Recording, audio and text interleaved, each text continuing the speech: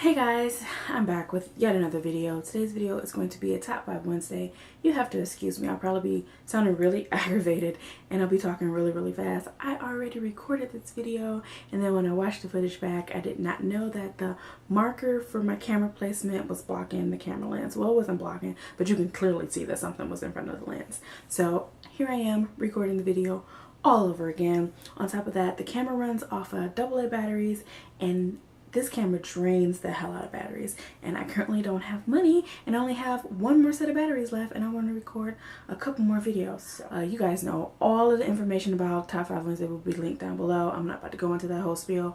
This week's Top 5 Wednesday topic is top 5 creepy settings. It doesn't necessarily have to be set in a horror novel. However, just about every setting here is pretty much in a horror novel. I have 6 books to talk about. Actually, one of them is a graphic novel collection. None of these are going to be in any particular order, simply because that's just too much for my ass to do. Honestly, neither one of these settings are any less creepier than the next one. They're all pretty fucking creepy to me. So I'm just gonna dig through this pile again and show you the books that I have. So the first book that I'm gonna show you is not the book that I actually want to talk about, although this book does have a creepy setting in there. But again, I want to talk about the second book in the series, but I do not own that, and that is the Wayward Children series. The book I have here to show you guys is Every Heart a Doorway. The book that I want to talk about is Down Among the Sticks and Bones, and they're both written by Shauna McGuire. Pretty sure this is pretty creepy. I remember being a little creeped out, but the Moors and Down Among the Sticks and Bones, that whole setting is creepy as shit, okay? Creepy as shit. I'm not gonna go into the whole spiel because everybody who's anybody has talked about this whole damn series. Next book is a book that is one of my favorites, and it's by a creepy author himself, so all of his books should have just been on here, but I've only read a few of them, and that is Nosferatu by Joe Hill. If you read this, you know what setting I'm talking about. Christmas Land. Christmas Land is creepy as shit. Mr. Manx is creepy as fuck. His assistant is creepy as shit. The main character, she's a little creepy. Like hell. Joe Hill, like I said, Joe Hill is creepy as shit, but he's creepy in a good way, and I enjoy this, and I cannot wait to pick this up around Christmas time, because while this is horror, like I said, the setting is called Christmas Land, and I don't know, it just put me in the mind of Christmas, so I will only read it around the holiday season. The next book that I have to talk about is another book that I don't really want to talk about, this particular book, but the book that I want to talk about, all the rest of them are currently propping this camera up, so I have book 1 here to show you.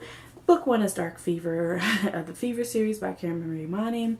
I basically want to talk about everything after the second book. That whole series, even Iced and Burned, that whole world that's going on. And this series is a hot ass creepy mess. Bunch of creepy ass, weird ass fairies. I mean, some of them are kind of hot, but for the most part, they're all weird and disgusting looking. They're sort of like monsters, and it's just some of the descriptions are just gross. And while I would enjoy going to visit Ireland, I would never want to visit Ireland if it was anything like this ever at all. The next book I have is Anna Dressed in Blood by Kendra Blake. The house that Anna is haunting, of course, is a haunted house, so it gotta be creepy. Just the entire setting of this book is creepy. I was reading this on my way to, I believe it was Las Vegas, and I remember being on a plane creeped the hell out by this entire book, and I plan on reading this again this month. Another book that I have that I actually don't own the physical copy of, but I own the audiobook, and that is The Graveyard Book by Neil Gaiman. Obviously, it's set in a graveyard. It's called The Graveyard Book. I mean, I would hope it'd be set in the graveyard, and so that's creepy as shit. Like, quick little story. My grandmother owns a house that's 3 blocks away from the cemetery. I used to spend quite a lot of time over at my grandmother's house, but I was freaked the fuck out because the cemetery was 3 blocks behind my grandmother's house. And so that's all I pretty much thought about at night. And I'm still a little freaked out by cemeteries, so yeah. The final set of books that I'm going to talk about are graphic novels, and it is the Lock and Key graphic novel series by Joe Hill.